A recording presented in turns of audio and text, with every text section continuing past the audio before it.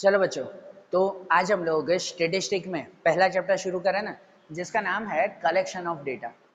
ठीक है कि भाई ये चैप्टर तो हम लोग शुरू करेंगे, लेकिन स्टेटिस्टिक ये आपके लिए अब नया सब्जेक्ट आ गया, तो पहले उसके बारे में जो है वो थोड़ी सी बेसिक इन्फॉर्मेशन ले लें।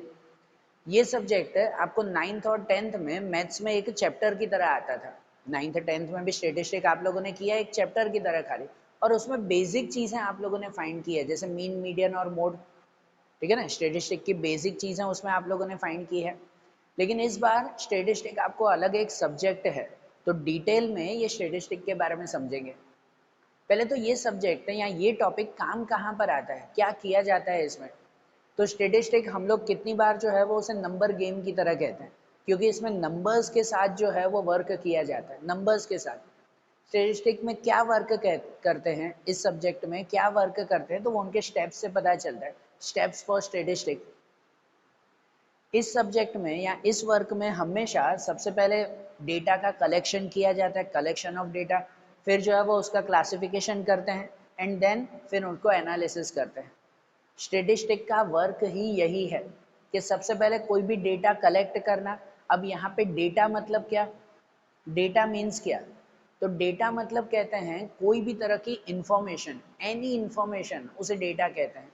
जैसे अगर आपके स्कूल में आपका क्लास जो हो, 11th स्टैंडर्ड का जो क्लास होगा, उस क्लास में जितने भी स्टूडेंट हो, समझो 50 स्टूडेंट है, तो उन 50 स्टूडेंट के हर एक सब्जेक्ट के कितने कितने मार्क्स आए हैं, ये जो पूरी इन्फॉर्मेशन होगी ना, कि भाई ये रोल नंबर 1 है, उसके हर सब्जेक्ट में इतने मार्क्स, रोल नंबर 2 के हर सब्जेक्ट में इतने मार्क्स, तो जितने जितने मार्क्स होंगे ना, वो सब मार्क्स हमारे लिए इंफॉर्मेशन हुई। वो इंफॉर्मेशन समझो डेटा हुआ। डेटा मतलब इंफॉर्मेशन, बरोबर ना। ये डेटा सबसे पहले स्टेटिस्टिक में किया जाता है, भाई डेटा कलेक्ट करना, भाई डेटा जो है वो जमा करना। जैसे सभी स्टूडेंट के मार्क्स हमने कलेक्ट किए, भाई सबके कितने कितने मार्क्स आए, एग्जाम लेकर कलेक्ट किए हमने।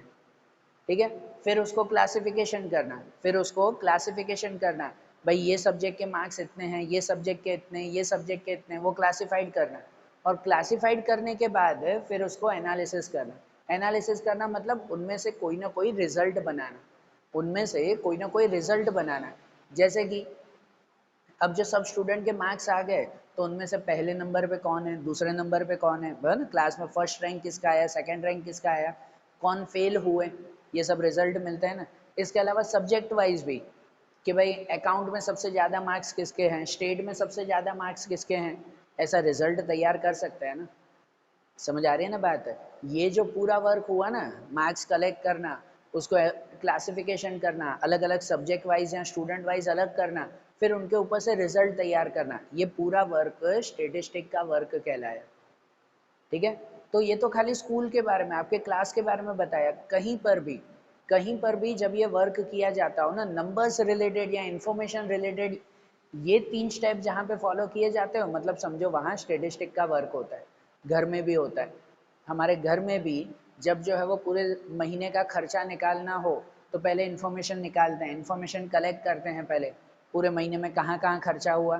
फिर उसको क्लासिफिकेशन करते हैं कि भाई जो है वो खाने पे कितना खर्चा हुआ, कपड़ों पे कितना खर्चा हुआ, एजुकेशन पे कितना खर्चा हुआ, और फिर उनके हिसाब से उसको एनालिसिस करते हैं, भाई किस में खर्चा ज़्यादा है, किस में कम करना चाहिए, किस में ज़्यादा ज़रूर है तो उसमें थोड़ा बढ़ाना चाहिए। ठीक है, घर में भी जब ये खर्चों की हम लोग कैलकुलेशन करते हैं, मतलब समझो हम स्टेटिस्टिक वर्क कर रहे हैं, तो कहीं पर भी जब ये स्टेप फॉलो किए जाते हो, मतलब समझो वहाँ स्टेटिस्टिक वर्क हो रहा है। और ये स्टेटिस्टिक वर्क आज का नहीं है, हमेशा से होता आ रहा है। हमारे इंडिया में अगर कहें ना, तो सबसे पुराना हम लोग कहते हैं जब अकबर का टाइमिंग था, तो अकबर के टाइमिंग में अबुल फजल की लिखी हुई बुक थी एन ए अकबरी, बराबर, एन ए अकबरी नाम की बुक थी। उस बुक में परफेक्ट स्टेटिस्टिक वर्क लिखा हुआ था, आज भी वो बुक है। परफेक्ट स्टेटिस्टिक वर्क उस वक्त लिखा हुआ था कि भाई राजा अकबर थे, वो अपने पूरे राज्य को कैसे चलाते थे, भाई उनकी इनकम कितनी थी, खर्चे कितने थे, कैसे जो है वो पूरी प्रजा को वो मेंटेन रखते थे, बरोबर ना। ये पूरा स्टेटिस्टिक वर्क उस टाइम की बुक में भी, अकबर के टाइमिंग में भी एकदम परफेक्टली लिखा हुआ था।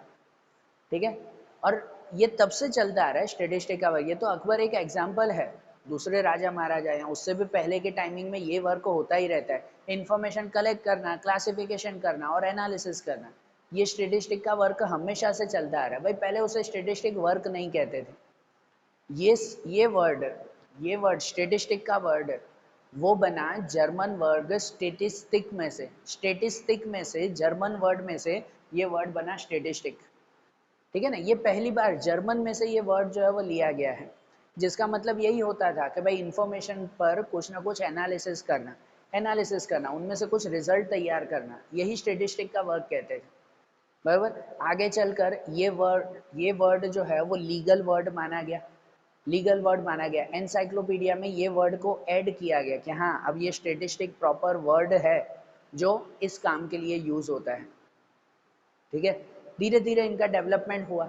स्टेटिस्टिक को पहले सिर्फ और सिर्फ पूरे राज्य को मैनेजमेंट करने के लिए, पूरे सिटी या पूरे देश को मैनेज करने के लिए खाली इसका यूज होता था। बराबर, कि भाई देश कैसे चलाना है, बराबर, उनके रिलेटेड ये स्टेटिस्टिक वर्क होते थे, दूसरी कोई जगह पर नहीं। धीरे धीरे और इनमें डेवलपमेंट हुआ कि जब जो है वो स्टेटिस्टिक में मैथमेटिक्स का ऐड हुआ। कार्ल पियर्सन थे, गॉसेट थे, फिशर थे, ये बड़े बड़े स्टेटिस्टिक उस टाइम थे कि जिन्होंने मैथमेटिक्स इनके अंदर ऐड किया और मैथमेटिक्स के साथ इसका एक कनेक्शन बनाया।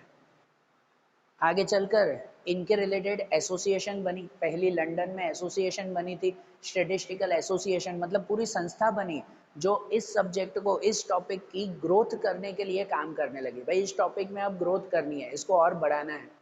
और कोई भी टॉपिक जब शुरू होता है ना, कोई भी सब्जेक्ट क्यों ना हो, स्टेटिस्टिक क्या दूसरे भी कोई भी सब्जेक्ट क्यों ना हो, जब शुरुआत होती है तो बेसिक में एक दो लोग होते हैं, फिर उसके ग्रोथ करने के लिए वो लोग काम करते हैं, ग्रोथ करते हैं, फिर उनकी भाई उनके रिलेटेड नए नए रूल्स फाइंड करते हैं। अगर स्टेटिस्टिक में कहें तो नई नई फार्मूलाज फाइंड करते हैं, कॉन्सेप्ट फाइंड करते हैं, उसको दूसरे सब्जेक्ट के साथ जो है वो ज्वाइन करते हैं। ठीक है, ये सब वर्क भी स्टेटिस्टिक में हुआ। भाई इनके रिलेटेड एसोसिएशन बनी, संस्था बनी, जो संस्था अब इनके डेवलपमेंट के लिए, ये सब्जेक्ट के डेवलपमेंट के लिए काम करने लगी। जैसे बताया कि इस सब्जेक्ट में मैथमेटिक्स ऐड हुआ, फिर मैथमेटिक्स के बाद जो है फिर दूसरे टॉपिक्स भी इनमें ऐड किए गए। फिर इनका यूज़ जो है वो पॉलिटिक्स में होने लगा, स्टेटिस्टिक का यूज़ पॉलिटिक्स में होने लगा, देश को संभालने के लिए तो होता ही था। फिर जनरल लाइफ में भी इस स्टेटिस्टिक का यूज़ करने लगे, इनके फार्मूलाज, इनके कॉन्सेप्ट वो जनरल लाइफ में भी यूज़ करने लगे। जैसे भाई एजुकेशन में, स्पोर्ट्स में नॉर्मल घर चलाने के लिए। ठीक है, इवन हिस्ट्री, ज्योग्राफी जैसी चीज़ें भी जो है वो स्टेटिस्टिक के अंदर धीरे धीरे ऐड हुई, उनके कॉन्सेप्ट भी इन कॉन्सेप्ट के साथ कंबाइन किए गए और प्रॉपर एक स्टेटिस्टिक सब्जेक्ट बना जो आज तक चलता आ रहा है। आ रहा है ना बात समझ में? इनके रिलेटेड पहले जैसे एसोसिएशन बनी, फिर उनके बाद यूनिवर्सिटीज़ बनाई गई, स्टेटिस्टिक की यूनिवर्सिटीज़, जहाँ पर ये सब्जेक्ट अब पढ़ाया जाने लगा। धीरे धीरे करके जो है वो इस सब्जेक्ट की पूरे वर्ल्ड में ग्रोथ हुई। शुरुआत हुआ था नॉर्मल जर्मन से, फिर लंदन में, दूसरी कंट्रीज़ में जो है वो ये सब्जेक्ट पहुंचा और धीरे धीरे पूरे वर्ल्ड में इसे एक्सेप्ट किया गया, पूरे वर्ल्ड ने एक्सेप्ट किया, पूरे वर्ल्ड में ये चीज़ें अप्लाई हुई। बराबर, हमारे इंडिया में भी स्टेटिस्टिकल एसोसिएशन बनी थी, खुद 1939 के आसपास ये एसोसिएशन बनी थी कलकत्ता में।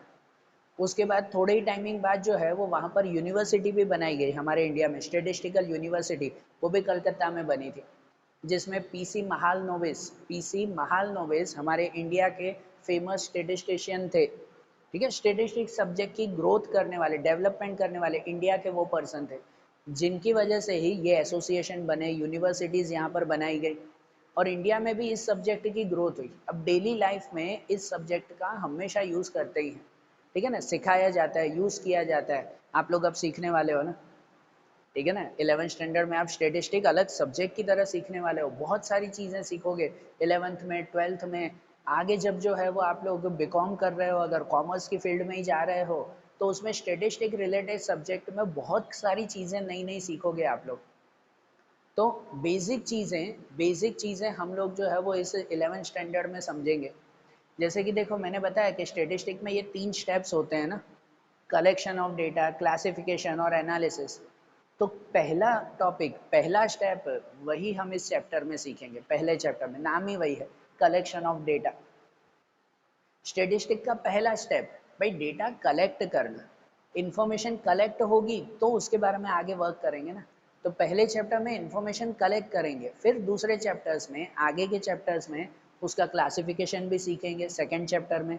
थर्ड चैप्टर के बाद एनालिसिस भी सीखेंगे, थर्ड के बाद आगे ऑलमोस्ट चैप्टर्स में उनका एनालिसिस सीखेंगे हम लोग।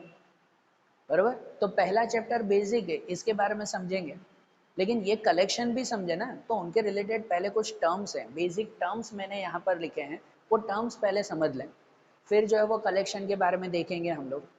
तो इन टर्म्स में डेटा किसे कहते हैं वो तो क्लियर हो गया, डेटा तो क्लियर हुआ ना। डेटा मतलब कोई भी तरह की इंफॉर्मेशन, एनी इंफॉर्मेशन जहाँ से भी कलेक्ट की जाती हो, तो वो इंफॉर्मेशन मतलब डेटा कहलाता है स्टेटिस्टिक में।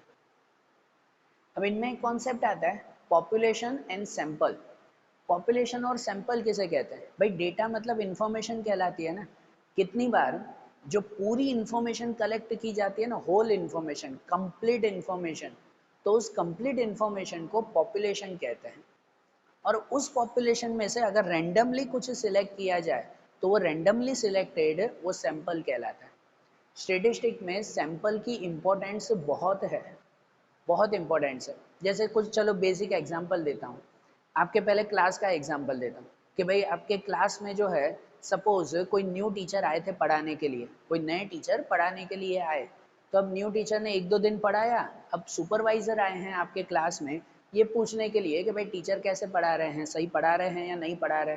वो सुपरवाइजर क्लास में पूछने के लिए आए हैं, ठीक है ना, सर्वे करने के लिए, इंफॉर्मेशन कलेक्ट करने के लिए कि टीचर कैसे पढ़ा रहा है। तो आपके क्लास में सपोज 70 स्टूडेंट बैठे हुए हैं, 70 स्टूडेंट्स, सबसे इंफॉर्मेशन कलेक्ट करो ना, तो वो टोटल पॉपुलेशन कहलाती है। टोटल पॉपुलेशन मतलब 70 स्टूडेंट्स से। कितनी बार टोटल पॉपुलेशन से इंफॉर्मेशन कलेक्ट करना मुश्किल होता है, मुश्किल होता है टोटल पॉपुलेशन से इंफॉर्मेशन कलेक्ट करना। अब जैसे सुपरवाइजर आ रहे हैं, सबसे पूछेंगे ना, 70 स्टूडेंट से पूछ रहे हैं बताओ टीचर कैसे पढ़ा रहे हैं, आप बताओ आप बताओ आप बताओ। 70 से ही पूछने जाए बहुत टाइम जाता है। तो इसलिए वो क्या करते हैं पता है, रैंडमली 70 में से 7 या 10 स्टूडेंट को सिलेक्ट करते हैं, रैंडमली बीच बीच में से खड़े करके पूछते हैं कि भाई आप बताओ टीचर कैसे पढ़ा रहे हैं, आप कुछ बताओ, फिर आप बताओ भाई जो है वो टीचर कैसे समझा रहे हैं आपको। सही बात है ना, रैंडमली सिलेक्ट किया जाता है ना। वो जो रैंडमली 70 में से 7 या 10 को सिलेक्ट किया ना, उससे भी इंफॉर्मेशन मिली जाती है कि टीचर अच्छा पढ़ा रहे हैं या नहीं पढ़ा रहे, ठीक है ना, उनसे भी इंफॉर्मेशन मिली जाती है वो। तो पूरी पॉपुलेशन से मतलब पूरे 70 से पूछें, तो उसे हम लोग स्टेटिस्टिक में पॉपुलेशन कहते हैं। लेकिन उनमें से 7 या 10 लोगों से ही पूछा तो भी इंफॉर्मेशन मिल गई कि टीचर अच्छा करवा रहे हैं या नहीं, तो वो जो 7 या 10 खाली सिलेक्ट किए ना, उसे हम लोग सैंपल कहते हैं। भाई उनमें से खाली सैंपल सिलेक्ट किया, पूरी पॉपुलेशन की इंफॉर्मेशन नहीं ली हमने। अरे बात समझ में।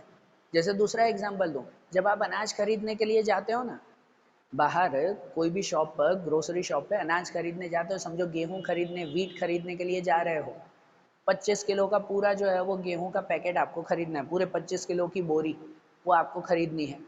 अब वो पूरे 25 किलो की बोरी सही है या नहीं है, खराब है अच्छी है, तो वो क्या करते हो, पूरा 25 किलो वहाँ दुकान पे खोल कर आप चेक करते हो भाई सब पूरा गेहूं बरोबर है या नहीं, पूरा चेक करते हो। अगर पूरा चेक करो ना, पूरा वो 25 किलो का गेहूं, वो पॉपुलेशन कहलाता है, ये कंप्लीट इंफॉर्मेशन है, पूरा गेहूं वो। लेकिन हम क्या पूरा सिलेक्ट करते हैं, मतलब पूरा चेक करते हैं उस वक्त दुकान पे खोलकर? नहीं, क्या करते हैं पता है कि वहां पर जो 25 किलो का गेहूं चेक करना हो ना, तो उस बोरी में से एक खाली मुट्ठी उठाते हैं, बीच में से एक मुट्ठी उठाते हैं और चेक कर लेते हैं, हाँ भाई बरोबर है, ठीक है। एक मुट्ठी से 25 किलो का डिसीजन ले लेते हैं हम लोग, हो जाता है ना, एक मुट्ठी से 25 किलो का डिसीजन हो जाता है। तो वो जो एक मुट्ठी खाली देखी ना हमने, वो क्या कहलाया, सैंपल कहलाया, बरोबर ना, उसे सैंपल कहते हैं। कंप्लीट होना, कंप्लीट इंफॉर्मेशन वो पॉपुलेशन कहलाती है। उनमें से रैंडमली अगर कुछ सिलेक्ट करें तो वो सैंपल कहलाता है।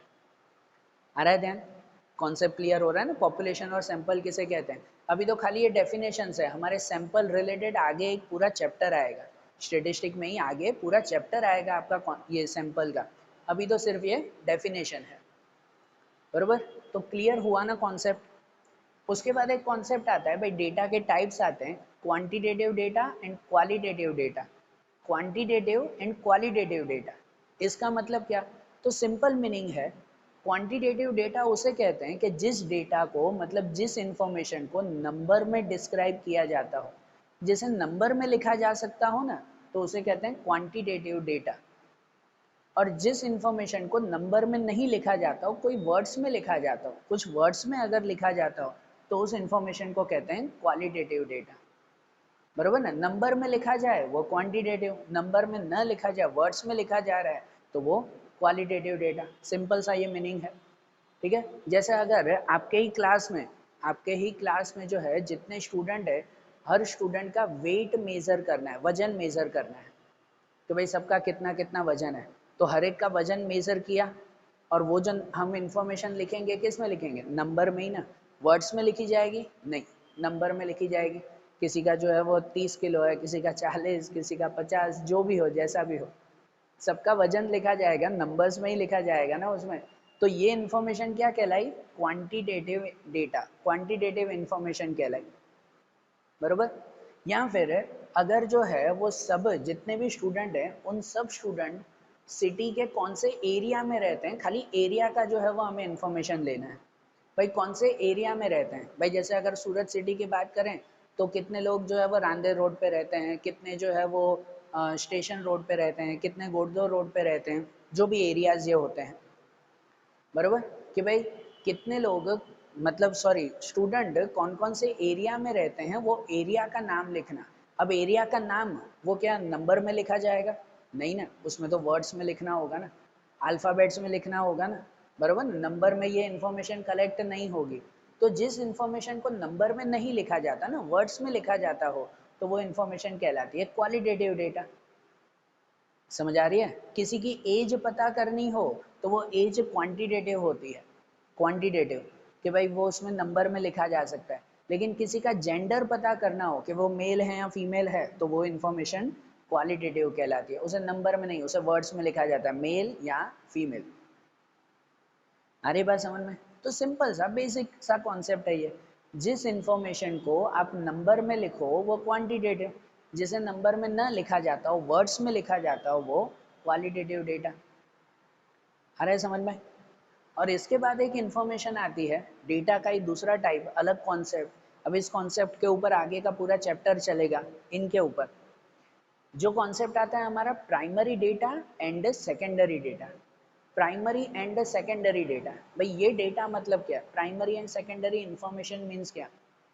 तो प्राइमरी डेटा उसे कहते हैं कि जो डेटा फर्स्ट टाइम फाइंड किया गया हो, जो रॉ डेटा हो, रॉ डेटा मतलब पहली बार हम लोग ढूंढ रहे हैं, आज से पहले ये इन्फॉर्मेशन पहले किसी ने नहीं ढूंढी है, या जो इन्फॉर्मेशन हम खुद कलेक्ट कर रहे हैं विदाउट एनी वंस हेल्प, किसी की हेल्प के बिना ये इन्फॉर्मेशन हम खुद कलेक्ट कर रहे हैं ना, तो वो इन्फॉर्मेशन प्राइमरी डेटा कहलाती है, बरोबर। और जो इन्फॉर्मेशन पहली बार ढूंढी न जाती हो, या तो फिर जो इन्फॉर्मेशन दूसरों की हेल्प से ढूंढी जाती हो, भाई दूसरों के सहारे हमने ये इन्फॉर्मेशन ढूंढी है, खुद इन्फॉर्मेशन ढूंढी नहीं है, तो वो इन्फॉर्मेशन कहलाती है सेकेंडरी डेटा। जो हमने खुद नहीं ढूंढी, दूसरों के जो है वो डिपेंड होकर हमने फाइंड की है, वो सेकेंडरी डेटा कहलाता है, बरोबर ना। प्राइमरी और सेकेंडरी डेटा, बेसिक ये याद रखना, जो इन्फॉर्मेशन हम खुद फाइंड कर सकते हैं और खुद फाइंड की हो, वो प्राइमरी डेटा। जो इन्फॉर्मेशन दूसरों पे डिपेंड होकर या दूसरों की मदद लेकर फाइंड की है, वो सेकेंडरी डेटा कहलाए, बरोबर ना। पहले ही किसी ने वो इन्फॉर्मेशन फाइंड कर ली थी, उसकी मदद से हमने ये इन्फॉर्मेशन ली है, दूसरों से ली है, मतलब वो सेकेंडरी डेटा, ठीक है। जैसे अगर चलो इसका भी एक एग्जांपल दें, बेसिक एग्जांपल पहले देते हैं कि भाई आपके क्लास में कोई स्टूडेंट को ये कहा जाए कि भाई आपके पूरे 11th स्टैंडर्ड के जितने भी सेक्शन हैं, section A B C D, 3 या 4 सेक्शन होंगे ना स्कूल में, तो भाई जितने सेक्शंस हैं ना, हर सेक्शन में कितने कितने स्टूडेंट्स हैं उसकी इन्फॉर्मेशन पता करो। तो अगर वो स्टूडेंट खुद जा रहा है, हर क्लास के स्टूडेंट को खुद काउंट कर रहा है, खुद काउंट कर रहा है और इन्फॉर्मेशन लेकर आ रहा है, तो उसे प्राइमरी इन्फॉर्मेशन कहते हैं, या तो प्राइमरी डेटा कहते हैं। खुद खुद उसने कलेक्ट की, किसी की मदद नहीं ली, भले दूसरों के पास इन्फॉर्मेशन है वो, लेकिन किसी की मदद नहीं ली, खुद उसने इन्फॉर्मेशन कलेक्ट की है, तो वो उसका प्राइमरी डेटा कहलाया। अरे बस समझ में। स्टूडेंट गया, चारों सेक्शन में खुद काउंट करके लेकर आया, भाई इतनी इन्फॉर्मेशन है, देखो हर क्लास में इतने इतने स्टूडेंट्स हैं, ये उसका प्राइमरी डेटा।